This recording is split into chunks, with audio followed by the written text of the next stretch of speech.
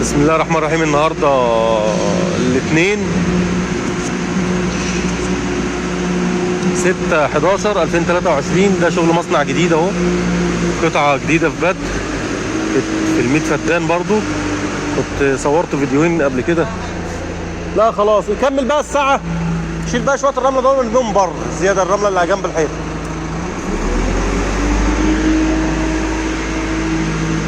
قطعه جديده في الميت فدان اهو. طبعا بنظبط الشريحه عشان تتصب، اللودر كان بيساويها. ودي بلاطه امبارح عملناها ما شاء الله. شايفين اللمعه دي خرسانه على فكره يا جماعه، مش رخام. اللمعه دي لمعه خرسانه. ده تشطيب الهليكوبتر، دي مكنه الهليكوبتر اهي اللي بتشطب الشغل زي ما انتم شايفين اهو. وده طبعا مولد عشان بنشتغل بالليل. الشغل ده بيتشطب مثلا ممكن يخلص 10 او 11 بالليل، طبعا على حسب ما الخرسانه بتنشف معاه. وده طبعا ميزان الامام بنوزن بيه، وهوريكم دلوقتي اول مرحله في مراحل الشغل اللي هو شد الجنب الحديد. ده اول مرحله من الشغل، ده شد الجنب. طبعا بنشد الشغل عندنا بكمر حديد مش بخشب اهو زي ما انتم شايفين. الجنب اهو طالع من الاول للاخر اهو، اللي في الناحيه الثانيه برده بيكملوه اهو. جنب ما شاء الله طالع مسطره ما فيهوش اي كسره ولا فيه اي حاجه.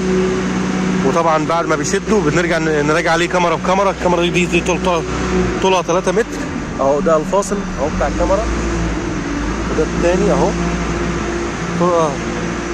طول كل كاميرا منفصله 3 متر. وده طبعا الشكال الحديد ده طبعا نحط عشان الكاميرا ما تفتحش لما الخرسانه تيجي فيه. طبعا كل شغلنا كده يعني. مش في ناس بتعمل طبعا بخشب، لا بس احنا ما بنعملش ده.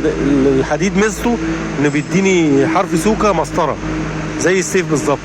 فتاني يوم يديني طبعا شكل البلاطه كويس جدا اهو. ده شغلنا اهو، وده التشطيب. دي اللي اتشطبت امبارح بس انا نسيت اعمل فيديو ما كنتش موجود اهو. ده التشطيب ما شاء الله. اللمعه يعني لمعه رخام. ده شغل خرسانه، دي كلها خرسانه. طبعا دي خرسانه جاهزه. جهد الخرسانه 250، محتوى 350، يعني 7 شكاير اسمنت في المتر. طبعا الجهد طبعا ما فيهوش اي كلام. دي جهد الخرسانه ما شاء الله محترم جدا جدا، يعني يعتبر مسلح. هنا طبعا في بديل، ما بنحطش حديد فبنحط بديل الحديد فايبر ستيل، فايبر الابيض. هوريه لكم برضه، هصوره في فيديو تاني.